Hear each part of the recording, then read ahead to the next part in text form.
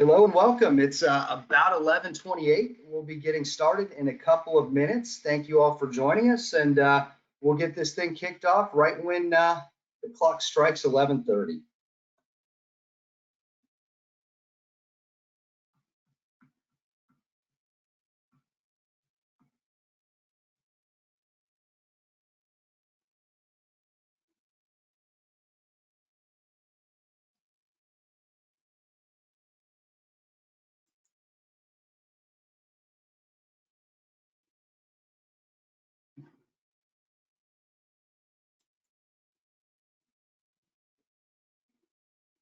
All right, looks like the attendance numbers are starting to jump as well, so people are coming online. That's a good thing.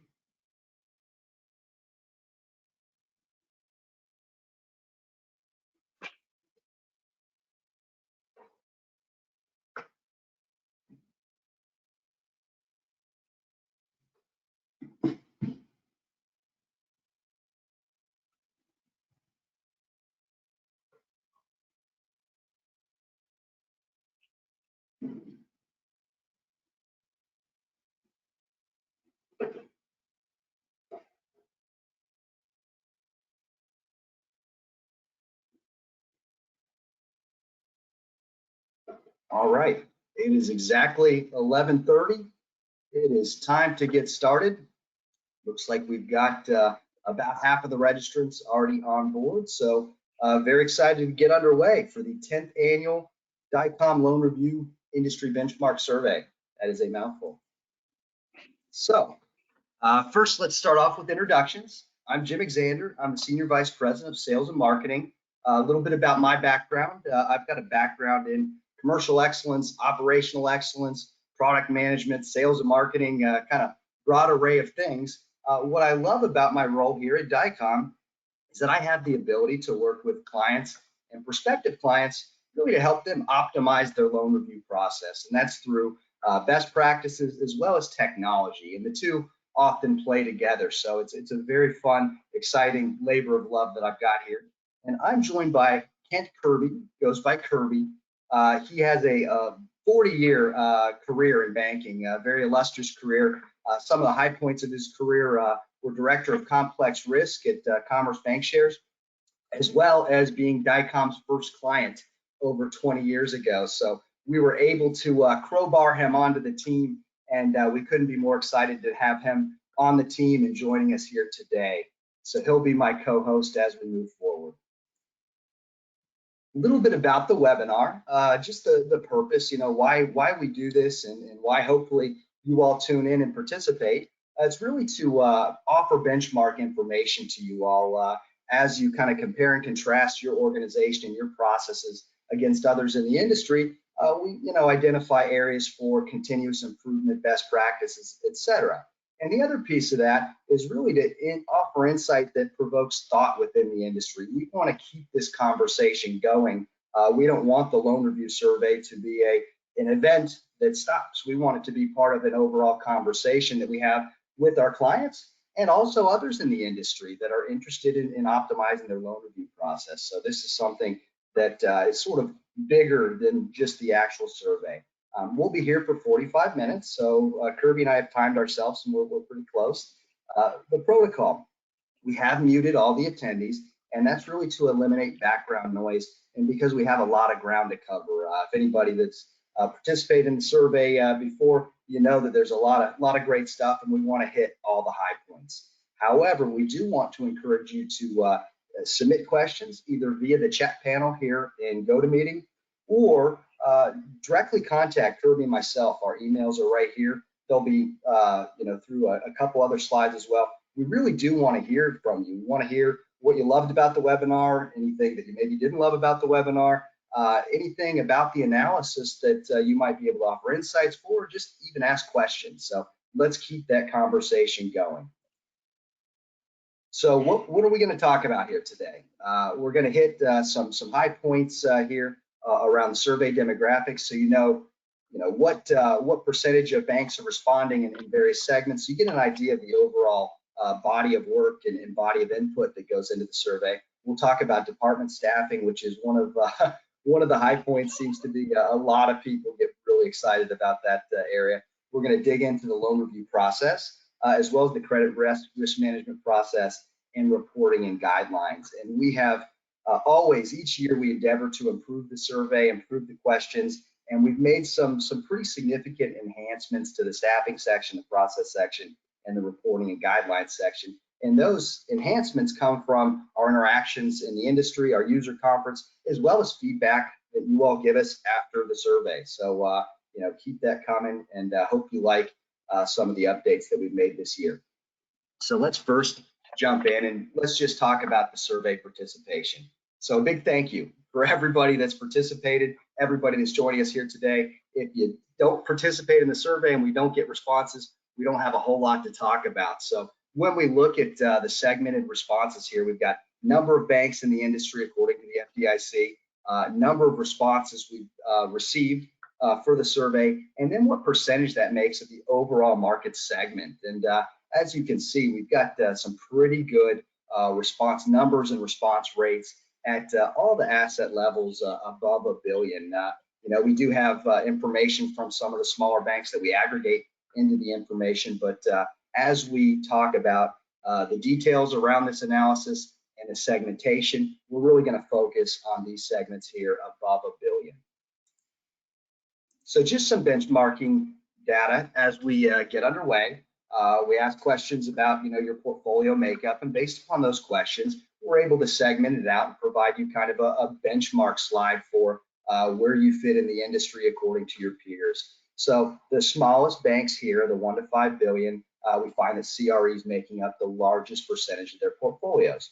As we look to the mid-range, some of the larger to mid-range banks, we're looking at a pretty balanced you know, approach between C&I and CRE. And when we get to the largest banks above 50 billion, we're looking at a high degree of C&I making up the portfolio. So just a quick little benchmark when you're looking at who responded and kind of what the portfolio makeups look like.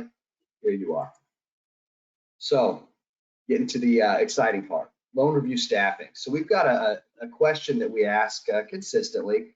Typically, it's been a binary question. You know, are you fully staffed or are you leveraging a third party?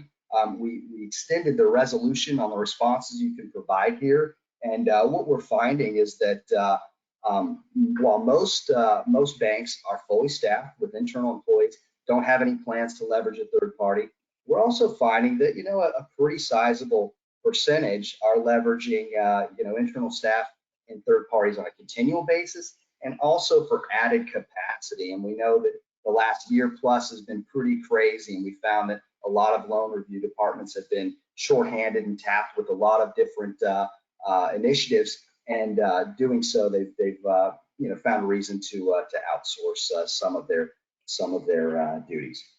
And then what I was a little shocked, because we've never asked the question this way, the small percentage that's really fully outsourcing to a third party, and 3% of our overall respondents indicate that. So moving on, kind of a follow-up question to that last question: why are banks outsourcing? What's causing you to outsource some or all of your efforts? And really, increased workload and lack of skilled staff are kind of the two primary. And we hear anecdotally that loan review is consistently being tasked to do more and more with really the same staff levels. So we know the increased burden that you're under, and we also know, and we're going to dig into this a little deeper, that there are challenges in hiring new staff. Some banks seem to have solved this to one degree or another, but the overall feel is that there's not a huge amount of talent out there that is excited to pursue a career in loan review, and that's causing some challenges.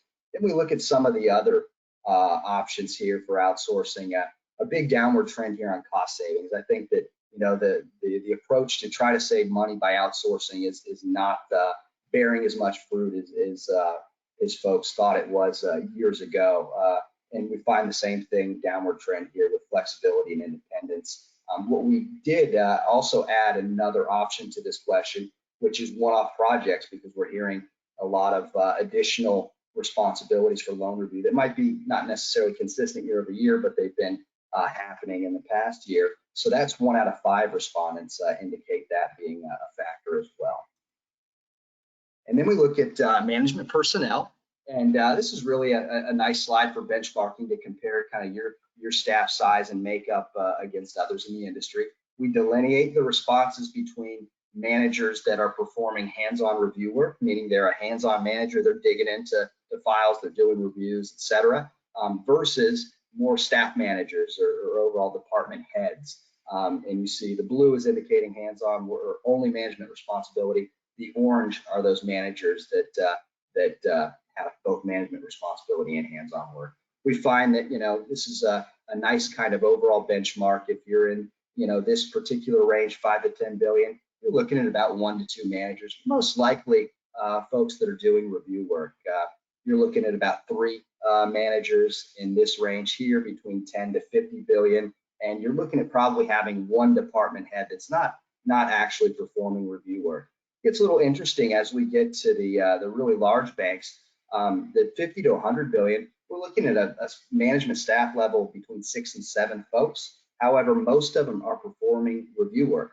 When you get to the mega banks, you've got approximately 6 staff members, with half of them being department heads or segment heads. So that's really a shift. Once you get to the really mega bank range, you're looking at probably a comparable propensity to hire managers, both that do hands-on work and not hands-on work. Then junior and senior staff levels. This is consistent year over year from a staff level standpoint and a makeup. So we look at junior staff members as well as senior staff members. And just so you know, when we ask this question, a junior staff member is defined as somebody that is newer to the department and needs support to complete review work. So this is somebody that is not autonomous. They're having some sort of mentoring or help through the loan review process. And then the senior staff members, obviously, they're the ones that are providing a lot of that help, and they're independent. So we're looking at staff levels of the smaller banks, looking at maybe 2 folks on the team, 1 junior, 1 senior. We're looking at total of 3 staff members, 6, 9, 14, then all the way up to about 19 staff members for banks that are over 100 billion. So you can see clearly staff size increases fairly proportionate with bank size, fairly linearly, I guess I should say. And then we also dig into whether or not loan review groups have the opportunity to leverage administrative staff. And we find that really, the smaller banks clearly don't have access to admin staff. Once you get over 10 billion, all the way up to 100 billion, you're looking at probably justification for a shared resource, probably not a full head count or an FTE, but some sort of shared resource. And then when you get to these mega banks, we're talking, 3 administrators supporting various duties in the loan review department. Then we look at total review staff by bank size, and you can see this compares, this does not include administrative or specialty staff. This is a combination of management headcount, junior staff headcount, and senior staff headcount. And we're looking at, total staff ranges in the smaller banks around 3 headcount, mid-range banks somewhere between 5 and 12, and then these mega banks above 20.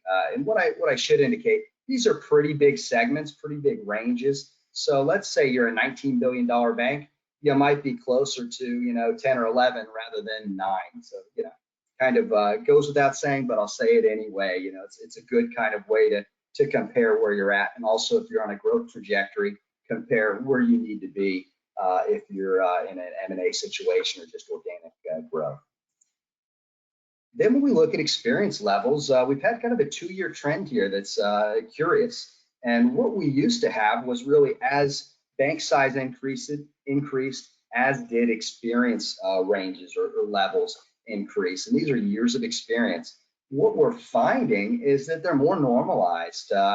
As bank size increases, there's not a huge difference between the experience levels, especially once you get in the $5 to $10 billion range and up, between the different bank sizes. So there's normalization happening, and anecdotally, I can say that we have seen some senior level members that have been in loan review for a very long time at very large banks moving to some of the smaller banks in a manager's capacity. So we've seen kind of a begging and borrowing and stealing of employees, poaching of employees rather, across the board. I think that has a little bit to do with the normalization, but if you have any insights that you want to follow up with, we'd love to hear from you.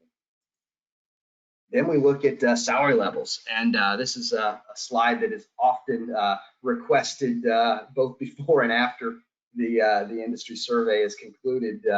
But this is interesting here as we find the same trends that we typically have, which is as bank size increases, there is an increase in salary ranges. So, folks that work for larger banks tend to make a little more money. It's not a huge range. It's not as big as it was previously, but there's still that increase in salary as you go through the different asset ranges. What's most notable is that when we compare these to last year's results, which were comparable to the prior year results, we've got the ranges that are up significantly, and the junior staff members, most notably, their pay range is up approximately 30%.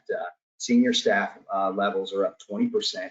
Management staff is up around 7%. So, what we're kind of root causing, in our heads here is that, there's scarce resources. There's a lot of competition to get talent, and especially at the junior staff level, pay ranges have been increased to try to attract talent. That's our takeaway. If you've got any other insights, we'd love to hear. Then also, one of the enhancements we made a few years back is adding regionality to the salary review, because we realized that salary is made up a lot of different things, not just bank size. There's a lot of factors, but regionality is another major factor. So we slice the data by the 12 Federal Reserve districts. So we analyze all the different staff levels and compare them against each other based upon regionality. And what we get, and we won't spend a lot of time on these, is a pretty good benchmark here. Is that if you're in Fed District 2, New York, you're looking at a pretty high salary range, as one might expect. If you're somewhere in St. Louis or Minneapolis, lower salary levels. So this provides you just another way to help triangulate your salary levels as a benchmark against others in the industry. And we've got really a similar story here with senior staff. Again, New York being the pinnacle here, but Chicago and San Francisco ranking high as well. And then finally, management staff levels, really similar story here, a little less volatile than the other two, but still quite a bit of regionality factoring into the salary levels. Another question on compensation is around bonus eligibility, and we get similar responses year over year. We're waiting for this trend to shift, but it has not. But what we're finding is that most loan review staff members are eligible for some sort of bonus, about 86% of overall respondents. And the most popular is a bank-wide bonus pool. That's typical year over year, but we're happy to see at least most loan review staff members are eligible for a bonus. Then another great slide for benchmarking. This is really a great way to kind of look at your staff level versus your portfolio size and compare it against industry averages. And this is a real simple calculation that we do here. It's just, C&I and CRE total exposure divided by junior and senior staff reviewers. And this gives you exposure per staff reviewer. We're looking at, as one might expect, pretty big deviations from the small banks to the large banks. We're talking about $500 million of exposure approximately in the smaller banks, all the way up to 2.5 or 2.6 billion in the mega banks there. So, good slide for benchmarking purposes. Again, a lot of this information is really great when you cross-reference it against each other. So, hopefully you all will get some value out of this information. Then we look at training likelihood, and really the very simple question is, do you require staff training for your review staff? And it's a yes, no, or yes for some employees. 3 options there. And we find that larger banks are more likely to require staff training. However, most banks are likely to require staff training for loan review, either all employees or some employees. And that brings us to a new slide, actually, or a new question that we asked this year that I'm going to turn it over to Kirby for a second and let him dig into this information. Yeah, and thank you. What we were really trying to figure out is how the training was being done. And what we found is in most cases it was both a combination of internal and external resources, and that makes sense. The issue is that most training is very extensive, but it has nothing to do with credit. So you have per se. So you have fair lending, BSA, information security, confidentiality, the whole host of training that you may have to do typically is online. With the larger banks, those are probably sourced internally. The smaller banks, they're probably buying packages, but they're done online. But the real issue is that none of it is really credit training. And that's the one thing that's missing from the curriculum. And so for many bankers, once they leave the credit training program, if you still have a credit training program, credit really does not come into play as far as training is concerned. And it gets even worse if you can go to the next slide. And this is a question we've asked before, and that is what kind of budget's being allocated. And what we're finding is it's not a lot. And in many cases, there's no budget at all. Or if there is, it's just not very much. And you said, well, $1,000. Well, think about it. Most seminars, training seminars, will cost anywhere from $295 to $2,500 to attend. Roundtables, forums, whatever. Plus, now that the world's opening back up, you're going to have travel expenses. So that doesn't go very far. And so what it really tends to suggest is that training is not widespread. It's usually it's allocated that way, but maybe only one or two people are actually benefiting from it, and not the entire staff. And this raises an interesting question that I think we need to think about as an industry, because as we saw earlier, we aren't getting any younger, and we're not getting replenished. And if you're bringing new people in and younger people in, they're going to have to get some training somehow, somewhere. And we're just not paying attention to it. And so the data tends to suggest that we're setting ourselves up for something of a crisis situation in a few years' time as these senior people start to retire. And so I think it would be better that we address the issue now on our terms, as opposed to waiting for an MRA or worse from the agencies to encourage us to do this.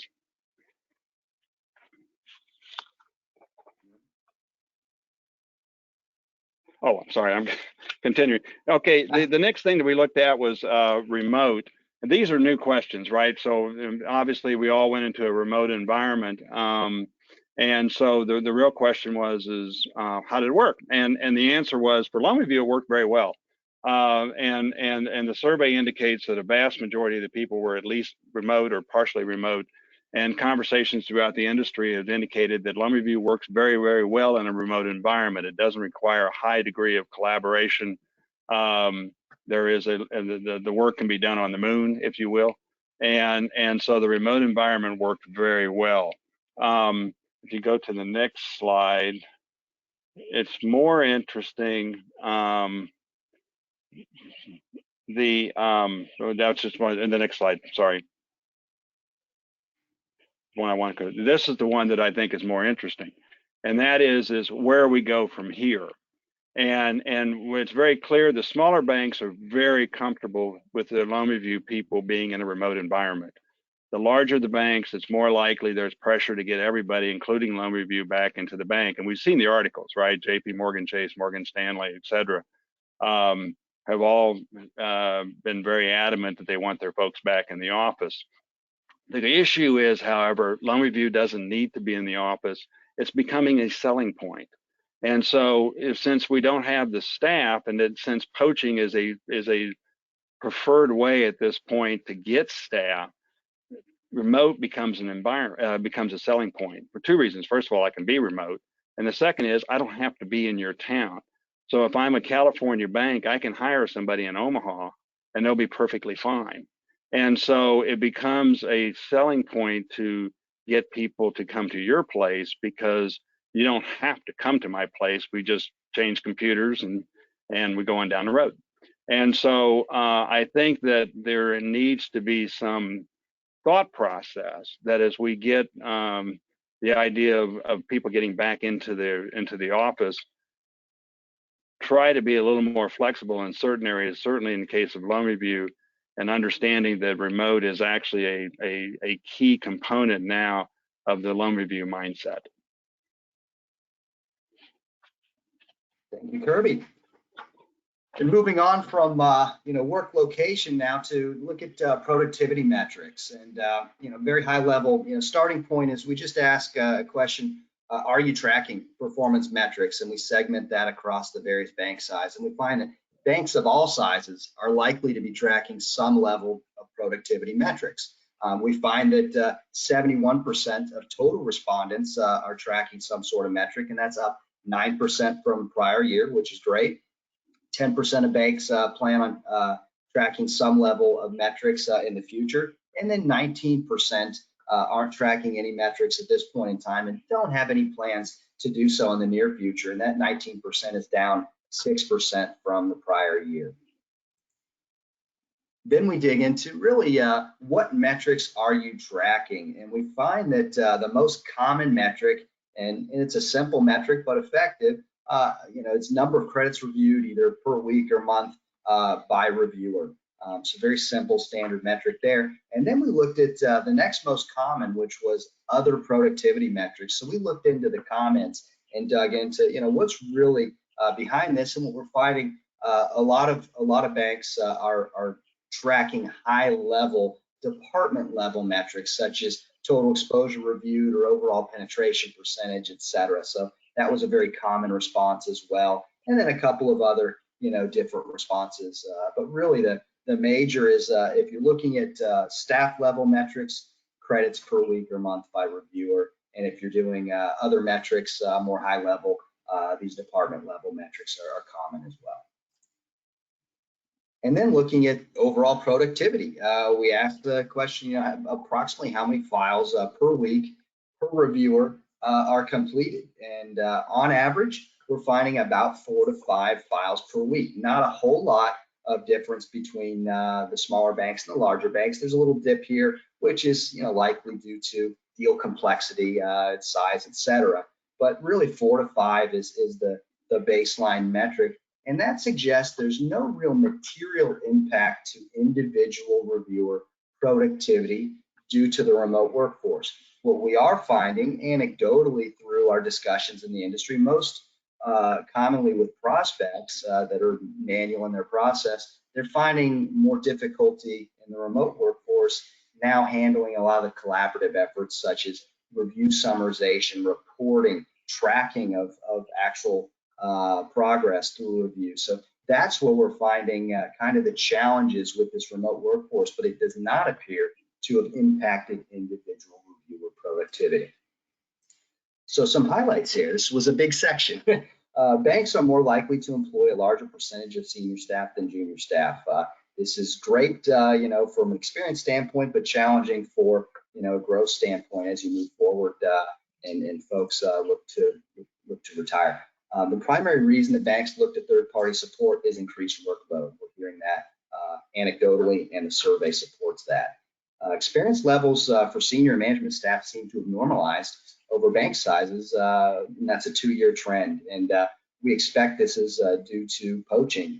That's at least one factor involved there. We also find that salary levels vary more significantly by region than bank size. There's still variability by bank size, but the really regionality is the primary factor, and benchmarking should account for both. And then banks of all sizes are leveraging a remote workforce. Smaller banks are more confident that the current work location, primarily remote, is going to be permanent. So now let's dig into the loan review process. All right, the primary objectives of loan review, and this is consistent year over year. The top two, risk rating accuracy and asset quality. However, underwriting's been increasing over the last couple of years, and risk rating timeliness is always a relevant factor. So these are all relevant factors and objectives, but we're really looking for the top two: risk rating accuracy and asset quality. And then we go further into risk assessment criteria, and this is a great slide for Kirby. He's got some great perspectives on this one, so I'll let you talk about this for a little bit. Okay. Remarkable. This slide reflects absolute consistency. And it reflects consistency by asset class. It reflects consistency through time. It doesn't change. And as you go back and look at our surveys for the last 10 years, this slide does not change. And I think the real challenge here is that the correct approach? And I think we've become too complacent in how we're doing our assessments. And I think it's time that we need to start thinking about looking at other criteria. And you don't have to go very far. You know, you're already seeing issues on climate-related financial risk. You're seeing issues on social issues. Are you lending to the right people, if you will? Right industries, not people, but industries. There are a number of different factors that are evolving even as we speak. And I think it becomes really critical for banks to start thinking about expanding their assessment criteria to address some of these evolving risks. And I would suggest that if you do it now, you can at least do it on your own terms. If you read the agency statements, the interim OCC's director's opening salvo, if you will, when he first came on board, they're going to do it for you. And so the real issue is if you can get ahead of it, then maybe you have more control over the issue. So again, great consistency. I think we may be at the end of what we can do, and we're going to have to start thinking about what other assessments we need to use, other criteria we need to use. Great. Thank you, Kirby. And moving on, looking at really the approaches leveraged to set a review schedule. And we're finding that risk-based has become more common year over year as folks really get more sophisticated with their assessments, leveraging better insights to set the schedule. However, still, you know, a lot of, especially with the pandemic, a lot of folks using targeted portfolio segments, hospitality comes to mind, and then a calendar approach is still, you know, a partial approach. People may combine these three approaches to leverage, you know, consistency and also ensuring that you're looking at the most risky stuff. So nothing's shocking there, but again, we do see a trend towards risk-based, and that's largely echoed by the, you know, the sophistication levels increasing in the market. Looking at sample selection criteria, this is consistent with what we see anecdotally during demos and speaking to our clients, but large borrower new loans, the top two. I don't think anybody's going to be extremely shocked there, but you know, a lot of other really valid criteria: problem watch list loans, specific industry target, risk-based selection based on grade changes, etc. Then judgmental becoming very high. So again, a lot of valid criteria, but really large borrower new loans every time. We hear that every single time. So this is a spot that, Kirby, I think you wanted to add a little more color to this. Yeah, this a couple of things to add. Number one is just sort of a continuation of my last statement, and that is we've been doing it the same way for years. The top five are the top five, again, across asset classes and across time. And so the question, is that enough? There are a couple of other things I think are kind of interesting. And one of the more popular items, which I found interesting, was judgmental selection. And it's kind of like, I want to look at it because I want to look at it. And that tends to be very prominent in banks over $20 billion. And so I found that kind of interesting. I thought that would be, you know, you think of the larger banks as being more focused on objective factors, but in fact, judgmental selection is a very important criteria. The other thing which I found absolutely fascinating is leverage lending. And again, I have to admit a stereotype. I've been doing this stuff for 40 years, and you always kind of think of leverage loans as sort of being the purview of the larger banks because they're kind of ugly and sophisticated and everything else. And the fact of the matter is, a very significant minority of banks under $10 billion, so in the 40 to 45% range, leverage lending is a criteria that's very important to them. And so what's happening is leverage lending is getting into the community banking system. And so the risk appetite is changing, and changing fairly dramatically for the community banks. And I think that has implications for the system as a whole. So just, again, nothing to be chicken little about, but I think it's fascinating that what you would think would not be there is actually there. Interesting. Thanks, Kirby.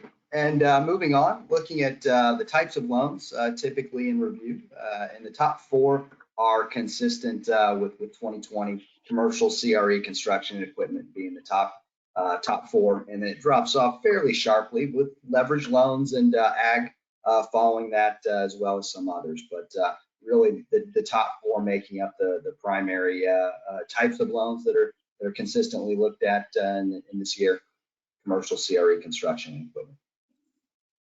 And then I think this is probably the best new question out of the entire survey. This began life at our user conference and during conversations about trends and what folks are doing differently. And we're finding that more and more banks are starting to look at continuous monitoring as opposed to standard exam-based reviews. And Kirby dug into this one real deeply. I'll turn it over to you, but I love this. Yeah, this is something that's been fascinating to me to watch over the last 10, 12 years in terms of how continuous monitoring is evolving. And it's fascinating. So first of all, examinations are still the traditional way of doing things, but it's changing. And what you're finding is that it's changing across the spectrum. So if you look at the right, where you have the two categories of where most or all of our reviews are continuous monitoring, that typically falls in banks under $10 billion. And if you look at the banks where all reviews are exam-based, that also falls in the category of under $10 billion. And once you get above 20 in particular, it's very balanced. And so you have both an examination format as well as a continuous monitoring framework. And the question is, how is that going to look? So, for example, with examinations, as I've just tried to elucidate in the last couple of slides I talked on, it's been very traditional. It's very standard, B flat. This is the way we've always done it, sort of a thing. So it's very consistent. It's very benchmarkable, et cetera.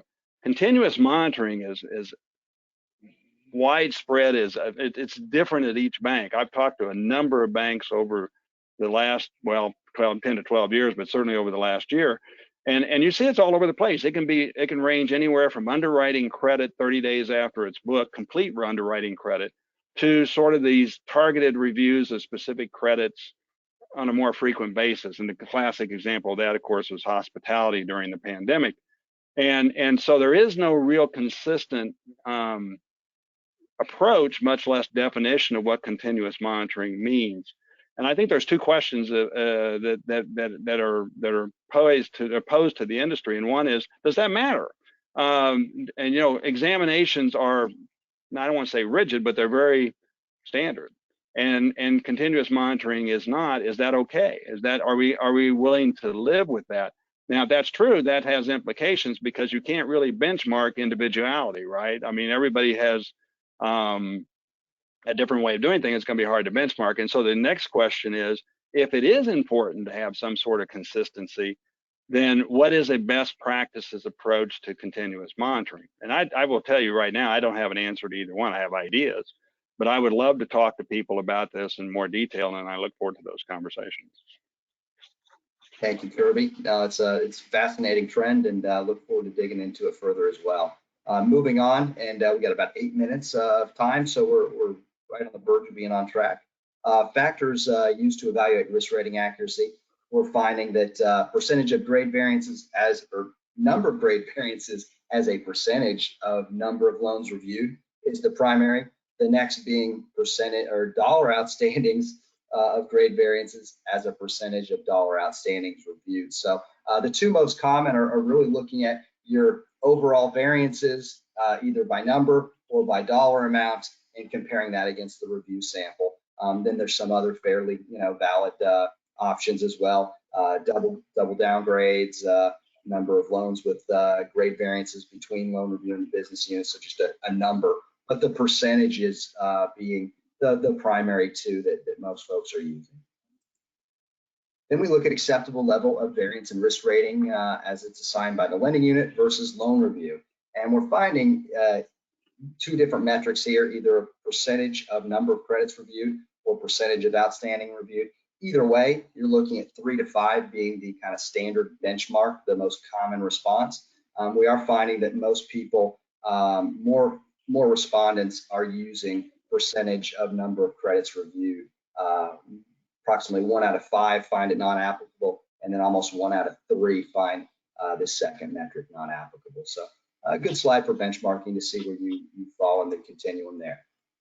Looking at target penetration percentages, takeaway here, this is aggregated up in a very simple view, but if you're targeting 40% coverage across C&I, CRE in your total commercial portfolio, you're right in that normal band. But we do break it down by segment, and it's important because the segments do vary. The smaller banks tend to look at a higher percentage of their loan review or of their total portfolio versus the larger banks are somewhere in the 30 range. So just something there to compare and contrast based upon the size of your organization. And how do exceptions impact a review rating? Reinforces the same information we get year over year, but it's always important to ask. We're finding that if you're citing all exceptions you find through the review process, but only using the material exceptions to impact the review rating, you're in the largest camp there. So that's the major takeaway there. And then an area that is near and dear to my heart and Kirby's heart as well. We look at whether or not banks are leveraging a loan review system, whether that system is vendor-based or a custom developed system, or if a bank is still leveraging a manual process. And if you're leveraging a manual process, do you have a plan to investigate automation? We're finding that vendor supplied automation is up 6% from 2020, which we love. And actually, we root cause that, and we found that a lot of survey respondents actually became DiCOM clients. So that was a pretty direct, easy root cause analysis there, and one that we're really happy about.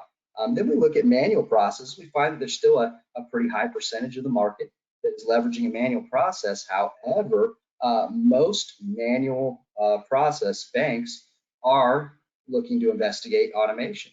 And then another interesting thing that we identified, we asked the question a little differently this year and gave multiple responses, whether or not your in-house system is considered full automation or partial automation. Because we are often thrust into an opportunity where we're discussing with a prospective client that has a system in place. It just doesn't do everything they need it to from a value streaming of their entire process. And we find that more often than not, the in-house systems are considered partial automation rather than full automation.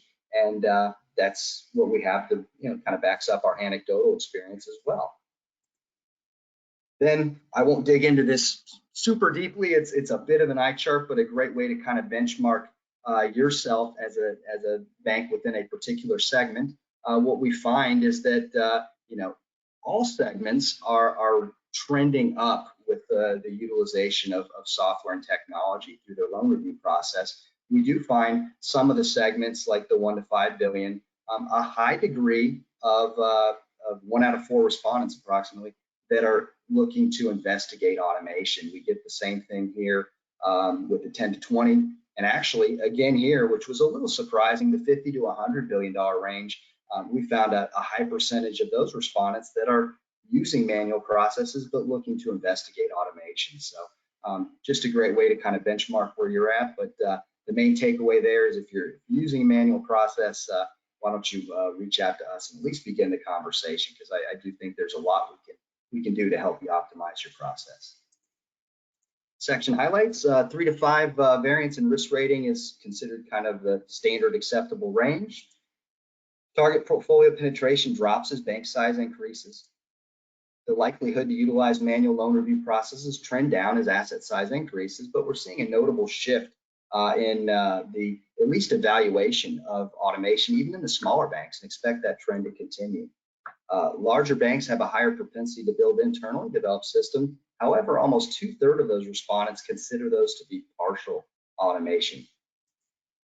All right, and we're at the last section here, the credit risk management process and reporting lines.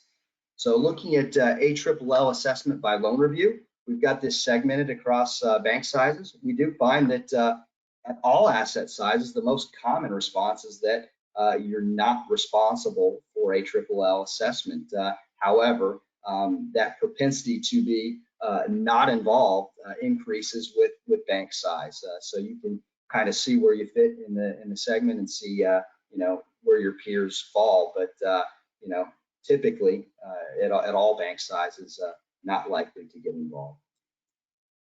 Other responsibilities of loan review. This is something that's interesting that we've seen kind of actually becoming more and more of a thing in the industry, that loan reviews being asked to do more with really the same amount of resources. And the primary additional responsibilities, acquisition due diligence. And that's something we've actually begun to see. It seems to have been, seems to be taking up more and more of your time, because not only are we seeing it in the survey increasing, we're also finding that as we're doing demos and talking to folks in the industry, you're looking for features around doing acquisition due diligence reviews, which CQS does offer, but that's really a newer trend. Usually that was something that was very rarely discussed during our demos, but it's coming up more consistently. So as M&A you know, activities increase, we're finding that it's becoming a larger burden, and you're looking to streamline that process. But again, there's a number of other things that are consistently reported, that, you know, preparing and managing regulatory exams, Reg O compliance reviews, stress testing is a new response, and we're finding that 1 out of 5 of you are doing that as well. So very significant you know, trends here, looking at potential increases in your responsibility and limited limited resources and bandwidth. Use of 1D versus 2D risk ratings. Nothing magical here, other than really it's when you get above 20 billion that you start finding a higher propensity for banks to utilize two-dimensional risk ratings.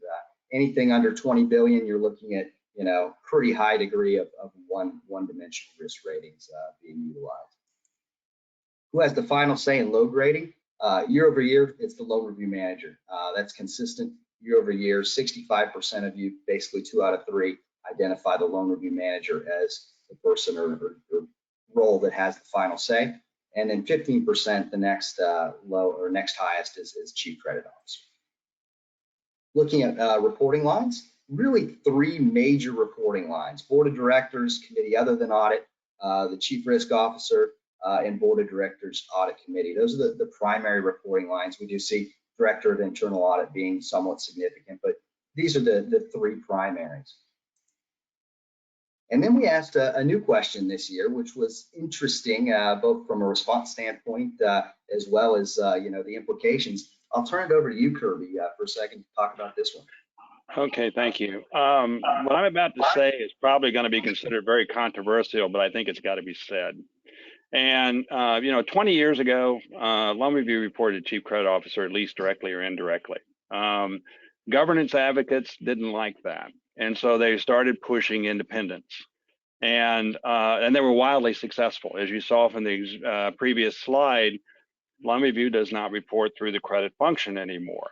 And the question is, have we been too successful? Have we gone too far in focusing only on independence? And I think, you know, and this slide, I think, bears this out. And we need to do some more work on this. First year we offered this as a question, as Jim said, so we need to do some more work. But what is clear is that credit is not a skill set to the majority of the reporting line that loan review works in. And I think that has a couple of implications. The first is the credit-related issues that loan review explores can be extremely complicated. Leverage lending, just is a real off the top of the head example. And when credit doesn't sit at the top of the reporting line, there can be a struggle to understand those credit issues that are second nature to the credit function. In addition, and this didn't really come out from this survey as much as it's come out from conversations I've had around the industry, the emphasis on loan review's work tends to reflect the reporting line in which it resides. And I think this can create some stresses, because the loan review group has to adhere to the credit review system's guidance of May 2020, the 7 mandates that are listed in there. At the same time, they have to deal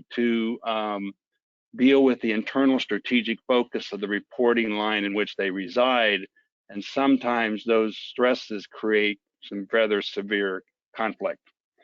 And so I think it is time, as an industry and the agencies, quite frankly, need to sit down and realistically assess and possibly realign the balance between independence and the concept of effective challenge, which loan review performs. Thank you, Kirby. And I realize we've gone a little over, but we're reaching the end. And I've noticed that a large degree of you have stayed on, so I appreciate that. Digging into this next area, management reporting. Really, these are the types of reports that you provide to the various management functions. If we're looking at line of business management and executive management, typically providing detailed reports on a monthly basis. If we're looking at the risk oversight committee, the audit committee, and the board of directors, typically summary reports on a quarterly basis. However, we have a lot of other responses that we really need to dig into and identify how we can adapt this question going forward. So interesting that we got this year. This was a new shift that we're going to have to dig into. Then looking at the acceptable level of adversely classified assets as a percentage of Tier 1 capital in the ALLL, we're finding that under 10% is the typical range there, with 11 to 20 following there. So really 75% almost of respondents somewhere between those two ranges. Acceptable level of criticized loans as a percentage of total portfolio. We're looking at 1 out of 5 that don't have this criteria established.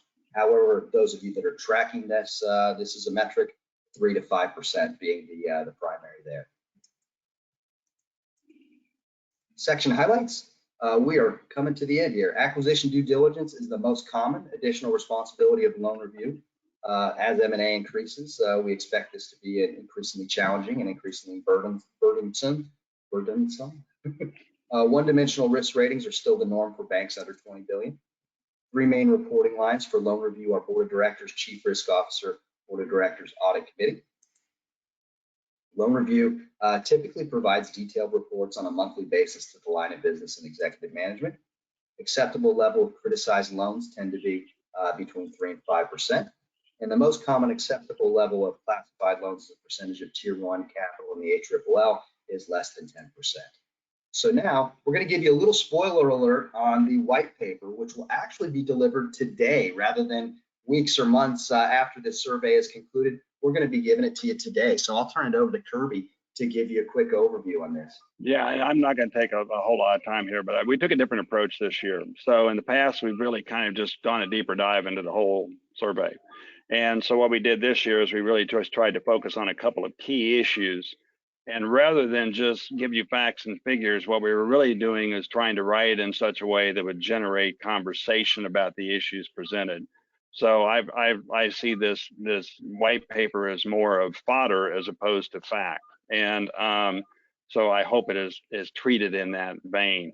There are really 4 major issues, and we've talked about them in the survey already. And number one is that on the positive side, loan review is very experienced and tenured, and on the negative side, they're very experienced and tenured. There aren't any new people, and these people are going to retire, and there's very little being done right now to replace them. The second is loan review examinations are still done pretty much the same way they've always been done. What's changing is the continuous monitoring is becoming a more important part of that process. And the question is that there really is no consistency in what continuous monitoring means. Does that matter? And if it does, then what is the best practices approach to continuous monitoring? Automation is a very sustainable and optimal solution to address the gaps and inefficiencies in the loan review workflow, or an antiquated internally generated workflow for that matter. It also has the benefit of freeing up time for the senior people to mentor junior people. So if you actually have one, then you can mentor them because you have an automated system. And yet, while it's getting better, it still remains elusive for many banks to have an automated system. And the question is why in this day and age would that be the case? And then the last is the one I just brought up, and I really am looking forward to discussion on that, and that is just the whole balance between independence and effective challenge. Awesome. Thank you, Kirby. So how are we going to keep this conversation going? First, provide us feedback for the survey. We'd love to hear from you. If there's something you loved, something you didn't love, let us know. We're continually improving the survey here. We're going to be distributing the full slide deck to all participants, so expect that later today. as well as a recording as soon as that's available through our system. The white paper, as Kirby mentioned, is going to be distributed today. We also have developed the CQS business case based upon some of the 2021 survey findings and trends. We're going to help you develop a business case for leveraging automation. And we'd love for you to connect with both Kirby and I, specifically on LinkedIn. Also follow DiCOM software. There's a lot of thought leadership and information that we're publishing on a fairly consistent basis out on LinkedIn. So a lot of great stuff for you to get if you follow us there. We want to hear from you. We want to hear from you in any way that is possible. You want to talk about your loan review department. You want to talk about trends. You want to talk about automation. We're here. So our contact information is right here. Reach out to both of us. Reach out to either of us. It doesn't matter, but we'd love to create a dialogue with you. And at this point, thank you so much for your participation. We have really enjoyed putting this together. So glad we had a great turnout. And without you all participating and turning out, we don't really have a lot to do. So that's awesome. Thank you so much. At this point, we will close it up.